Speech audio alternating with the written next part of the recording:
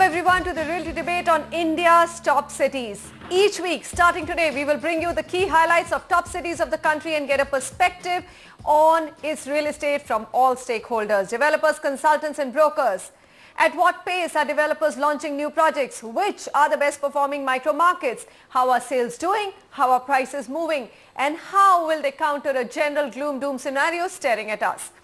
Let's begin with the south of the Vindhyas, Bangalore and Chennai. Today and top of the debate, we'll take Bangalore with our panel, Sushil Mantri, CMD Mantri Developers, C. Prabhakar, Director Gopalan Enterprises, Gulam Zia, Executive Director Knight Frank, Sachin Nigam, Senior Director Crisil Real Estate Star Ratings, and Sameer Jasuja, Founder and CEO of Prop Equity. Gentlemen, thank you very much for joining us today. I'm actually going to read out this very interesting data which both Knight Frank report and the Prop Equity report support, that this has been the city with the largest increase or percentage increase in new launches. You've seen first half of the current calendar year seeing a jump of 50% in new launches, and the good news is the demand is also extremely robust. It has kept up and the city has registered a strong new launch absorption figure of 93%. Mr. Mantri, what's going on in Bangalore? There seems to be an insatiable appetite for real estate in your city. No, I think the credit goes to the maturity of developers, because if you see the prices in Bangalore, they are quite affordable. You take a comparison, I would say, like in Bangalore, say Hebbal market is about 6,000 to 7,000 rupees square feet is apartment price, and if you compare Gurgaon in Delhi, it's about 12 to 13,000. The affordability, I think, in Bangalore is fairly well, because builders have kept the prices under control. And that is the reason I think the demand is still robust, and I hope the same will continue from all the sides. Okay, you mentioned a really interesting point. You said builders have kept the prices sane, and I think that's borne out very well, Sameer, from the data that we have in front of us.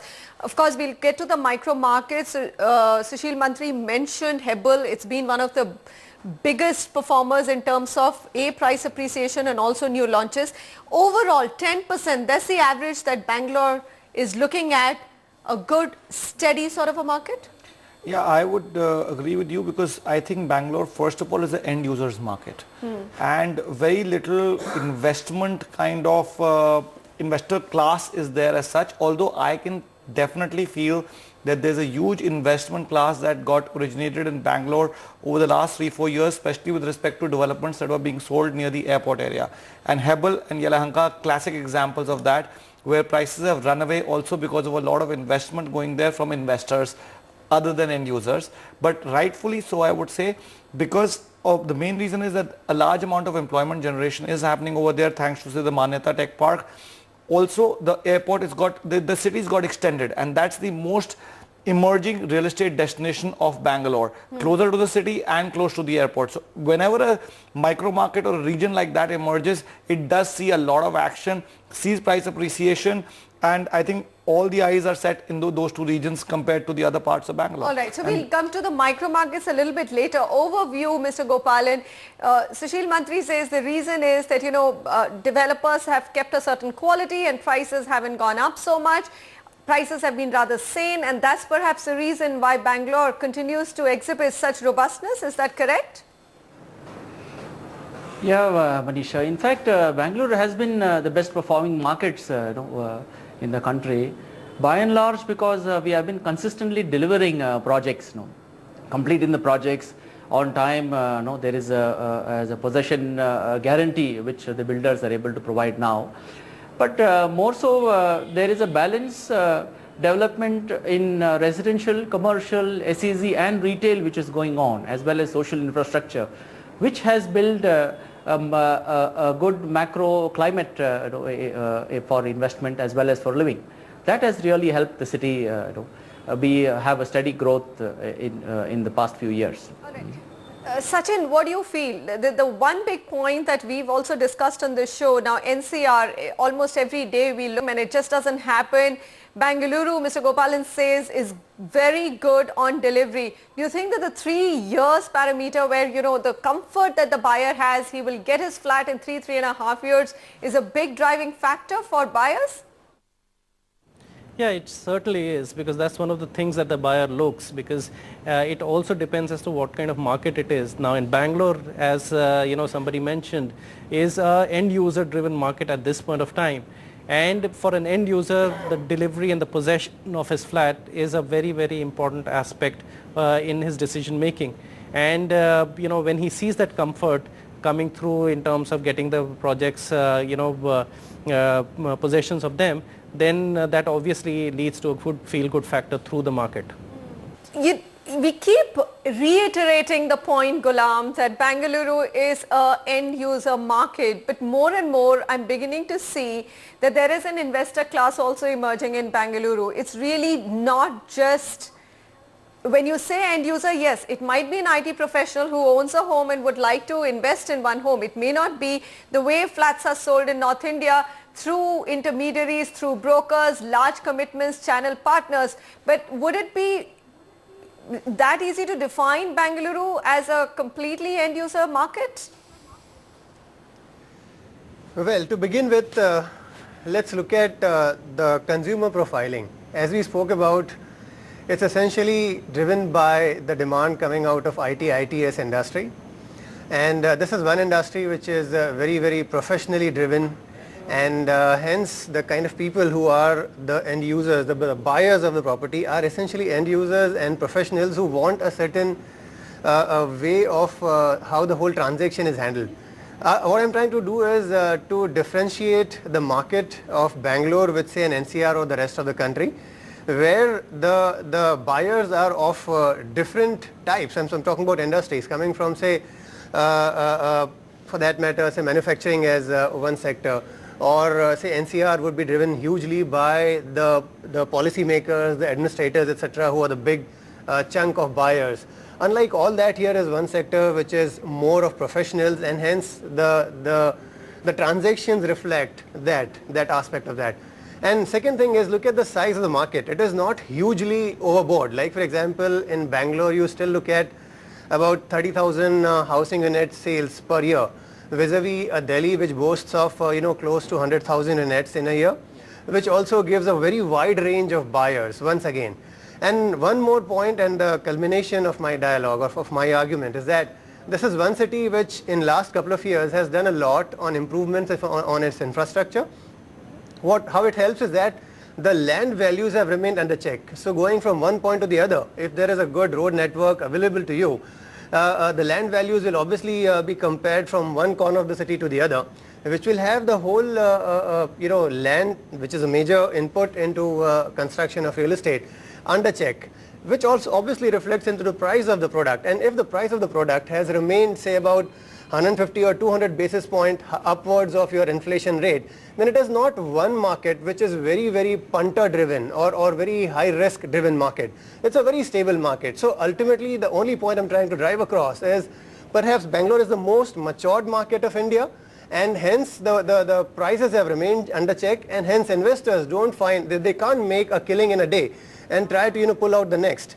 And hence it has remained a very, very secure market for end users, and by the investors have kept away from this market all this while. All right, so mature markets, same markets, some of the terminologies which definitely describe or give Bangalore a heads up on any other top city of the country.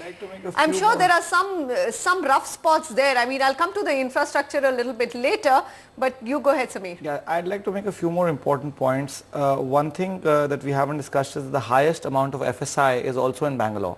That's why the land prices are in check. So typically you can get absolutely, you can get 3.5 to 4 FSI without a problem over there. You can do a condo project in 3 to 5 acres very easily, compared to a Mumbai or an NCR region where you need minimum of 11 acres, or Mumbai, for example, you just don't have the land, and your FSI is only 1.75 or 1.5, and you really have to get FSI through TDI in Mumbai, for example. So it's very difficult. So that's an important point. That's a very critical point. And the second most important point is that IT industry is probably the only industry that hasn't got badly affected because of this economy, and the dollar has been strengthening. So because of these two factors also, Bangalore sales are witnessing, compared to Mumbai or NCR, much higher absorption. Mr. Mantri, run me through the infrastructure bit. I mean, Sameer's pointed out a couple of very interesting facts here, FSI, etc. But run me through infrastructure. I would say that, yes, there are, good initiatives on the infrastructure development, but still the city's infrastructure isn't really keeping pace with what the real estate sector would consider ideal. In fact, it's far from it. No, I think what we are really missing in Bangalore is the infrastructure planning, because the metro railway work is going in full speed, but the total metro, unless the entire connectivity get established, people will not stop using the car and use totally metro, because today it is hardly 7-8 kilometer running, and it is likely that by December it will run about 10 more kilometer, but that's not a continuous, so that the people have to bring the car. But I think now we got a single government with a majority, and we are expecting, because first time it has happened, center and state the same government is there. We are expecting a good infrastructure push now the government will put, because Bangalore is really lacking for the infrastructure. And if the infrastructure is made up to like a Hyderabad standard, I personally feel things will be totally different in Bangalore, because today commuting is a real challenge. Absolutely. In fact, Mr. Gopalan, give me your views on infrastructure. There are lots of things happening. Road widening from Hebbal to the international airport, metro rail we've just spoken about. There's North-South Connect, Nagasandra with Putanhalli. There's just, we'll keep flashing all those initiatives as we have this discussion, including the high-speed rail link. But, when I speak to a low-cost housing company which is looking at low-cost housing like value budget housing, they still have such issues regarding connectivity and say, how do we ever give affordable homes considering that land is available cheap only at the outskirts and connectivity isn't there? See, like any developing city, the growth here is far more than the development of infrastructure, And also now you see being a stable government coming into city, we hope a lot more development we can foresee. But what I feel the potential here among Bangalore developers is, we have taken the role of a city planner, because see, when large projects are being planned, so there is a thought put into the community development, which is initiated by the government here, state government. So that I feel will really help in this infrastructure coming up, as well as the developers' role in developing the infrastructure. But you see, today our developers here in Bangalore have been quite innovative and coming out with projects like walk to work kind of a projects, which are all township projects with 60-70 acres of land, where you have residential, commercial, retail and school all in one big campus. Such kind of initiatives and innovative projects are coming up, which will, I feel, really help in the congestion in the city, the pollution in the city, and also help in being the productive time, being able to use as much as possible.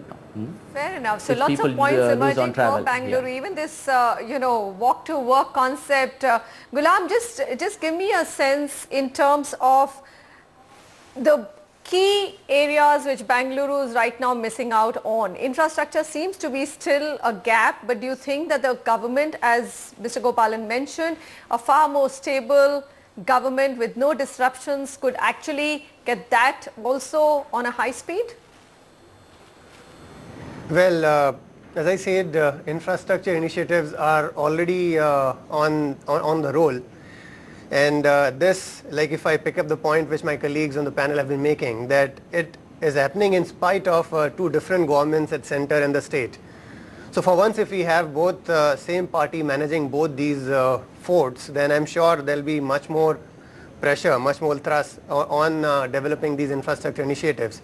So at least I don't see infrastructure as a missing link yet.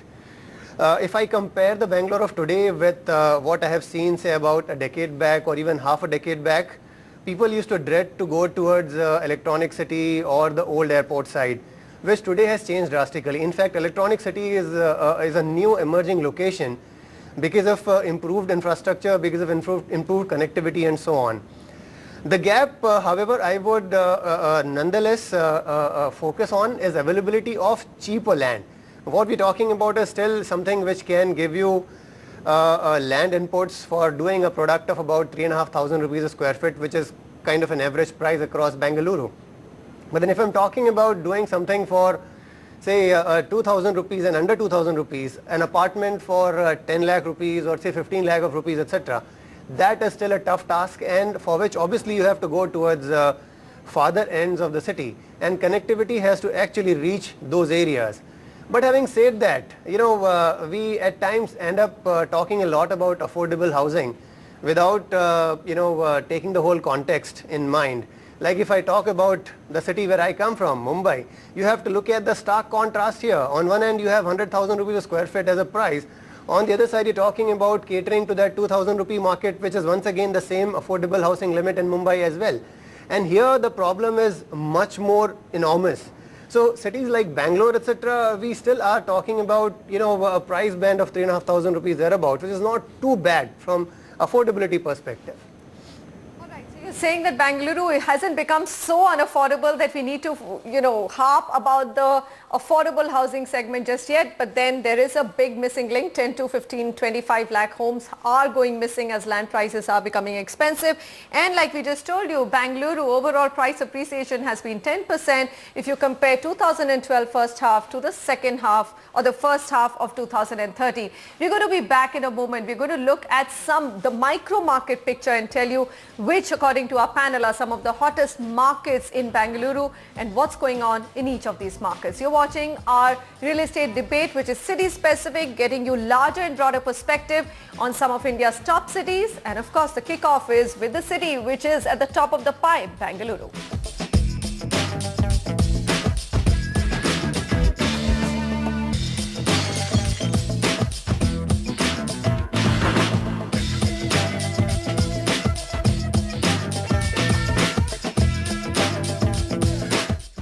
Welcome back to our real estate debate on the big cities of India. Bengaluru is in focus, and if we look at the prop equity data, price appreciation as expected has been a decent and a modest 10% if you take an average of the budget housing, the mid and premium and the luxury housing. So that 10%, and of course 6 or 7 key micro markets. So you have to take that with a lot of disclaimers. So we are going to now just drill down these numbers and look at some of the key micro markets.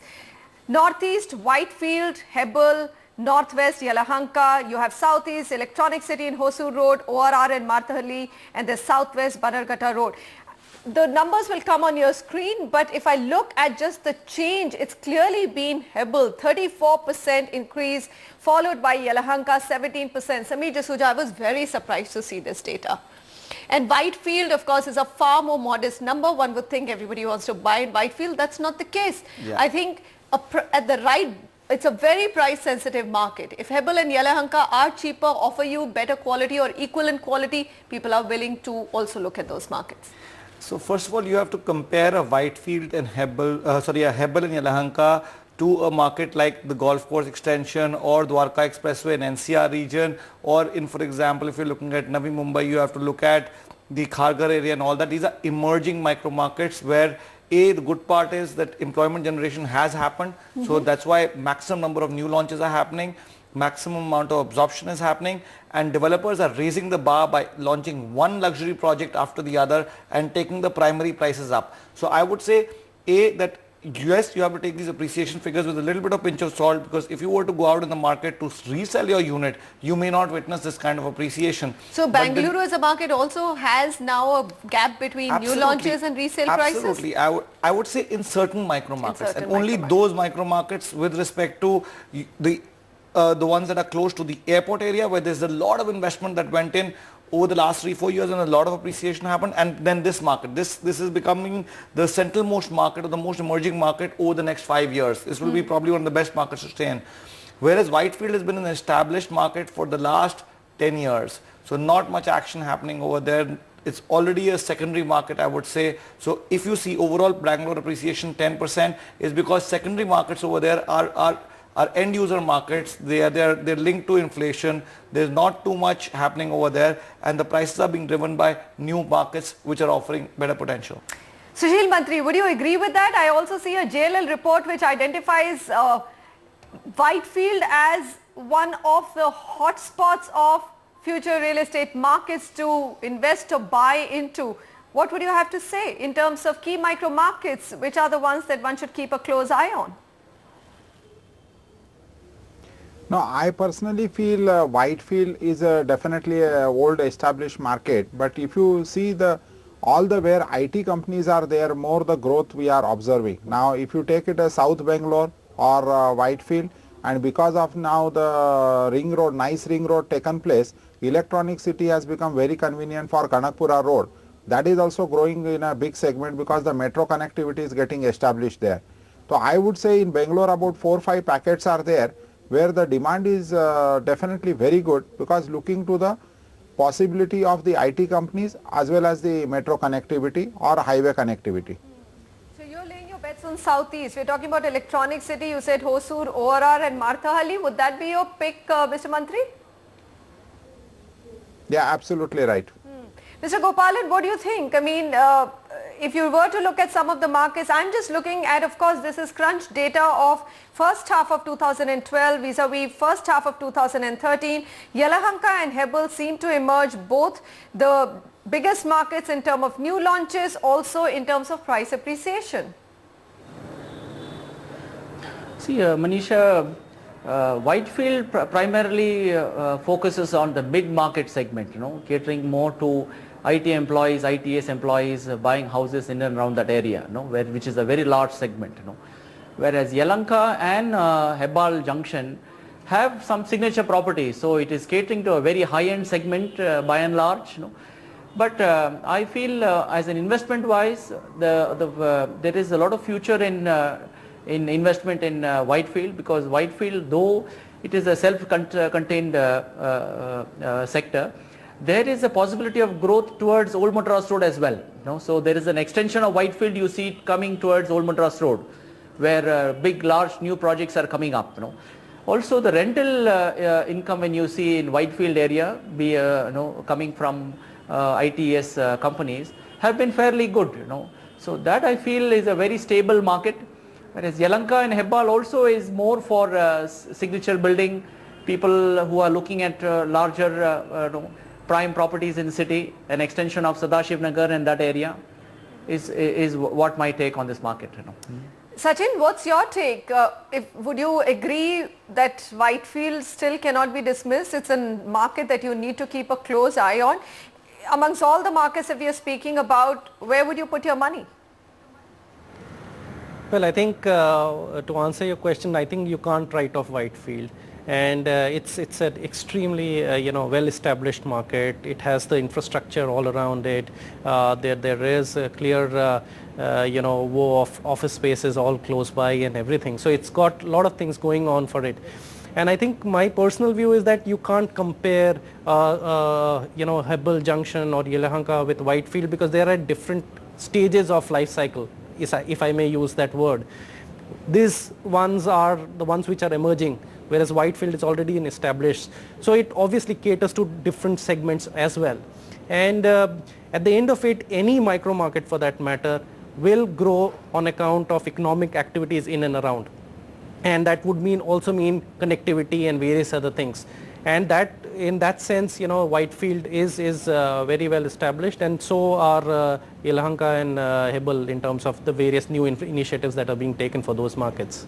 All right, so I'm sure that neither Mr. Mantri nor Mr. Gopalan would have anything negative to say about the cities that they are in, but I'm going to toss this question to you, Ghulam. Looking at the economic scenario around, do you think that Bangalore can come out a little less scathed? I'm sorry, if I can get that question again, less damaged in terms of, slowdown, staring at a slowdown. Do you think that they would be able to ride it out the best amongst all cities? Well, I would go by that. The simple reason is, as somebody mentioned on the panel discussion today itself, is that essentially the driver is ITES, and that's one industry which isn't really doing bad, and going forward as well, also getting the benefit of the depreciation of rupee, etc. It's one city which will continue to be in the driver stage for ITES, and that will have an impact on real estate. And at least going forward, I don't see this city to, concern much. And then I heard your question well. You were talking about, all of them are talking positive. If you're looking up to me for a negative, I'm sorry, even I don't have one. This is one city which has pretty much all of it going its way. Sameer, then the question comes to you. Is this city going to ride out a big slowdown? I mean, we've already said that there are cities which are showing all signs of slowness. If I look at the inventory overhang figures, in most of the markets, even Hebel, which is doing very well, inventory overhang figures 23 months, and this was not the case a year ago when we were looking at this data. So sales have slowed down. Yes, absolutely right. In the luxury segment especially, sales have slowed down. I was just talking to a few developers before this, and they were saying that if they were selling 10 units a month from Jan to March, that has come down to about 5 units from April to September. Things are looking up again, but if you were to look at the last 6 months, sales have come down by 40 to 50% in the luxury segment. Sachin, what's your view? Well, I think there are some segments which are surely seeing a slowdown, luxury segment being one. But at the lower end of the spectrum, I think the sales are still fairly decent, is what I take would be. Are you saying flats below 50 lakhs? What's the pricing point? I would say in the range of 25 to 40 lakhs, you're still seeing, fairly decent demand. And just to take off from what Zia was saying, Bangalore, what goes for Bangalore is the fact that it has got fairly very well balanced demographic landscape, so to speak, when it comes to employment opportunities. So it's IT, yes, but it is also, there are some very large public sector undertakings which are there. There are about 100 of the top 500 Fortune 500 companies which are there. So it has got a very, very good mix of companies around. Also the fact that it is also a very big educational hub and has got several things going for it would always mean that there will always be a migration to Bangalore from the rest of the places in terms of highly skilled workforce and even at lower end as well, which would keep the demand going for the city. Fair enough. Sushil Mantri, are you building in for slower sales? Are you thinking, rethinking and, in terms of how quickly you should be launching projects? Is there a sense of caution which is now gripping Bangalore developers or not yet? No, I don't think so, because the prices are fairly in control, and I think the 10% rise which someone expected, I think that is like a inflation. So frankly speaking, I think it's a cost of replacement, I would say. And I feel the same trend looks like should continue further. All right, Mr. Gopalan, what's your take in terms of a real slowdown? Because, if you look at the rupee, if you look at the GDP numbers, if you look at the stock markets, you look all around you, there is this sense that, when people are more worried about their job security, they tend to stay away from large high-ticket purchases, and housing is definitely one of them. You could also see a reversal in terms of the interest rate cycle. Yeah, but considering all these factors, external factors, I feel because most of the houses are bought by end users and the market is very much strong in the mid and the lower mid segment market. The affordability segment, the budget segment has just very nascent in Bangalore. So most of the big builders are also taking their their projects in those segments as well. I think for now the mid segment and the budget segment has got a very big has a very good demand in the city. And new emerging areas to look forward is Kanakpura Road and Mysore Road also are, there are a lot more possibilities of residential development in those areas. Fair enough. I'm going to wrap out here with the Bangalore panel. Mrs. Sushil Mantri and Mr. Gopalan, thank you gentlemen for being here. Of course, your city definitely bags the top spot in terms of market maturity and the offering to the end customer, and we hope to see that continuing in the future as well. Talking about Bangalore, just a reminder that we do have a very, very unique web show lined up for you to see, feel, experience the top residential projects from 5 of the finest developers of Bangalore city. The web show starts on 26th August. NDTV.com is where you need to log on to. We're going to be back with another market which is not too far behind in terms of the quality that they offer to the customer. That's Chennai. South always wins against the north and the west when it comes to just simple delivery. So we'll deep dive into the Chennai market, bring you of course the hottest markets there, micro markets, and tell you what's been going on in terms of delivery, launches and price appreciation.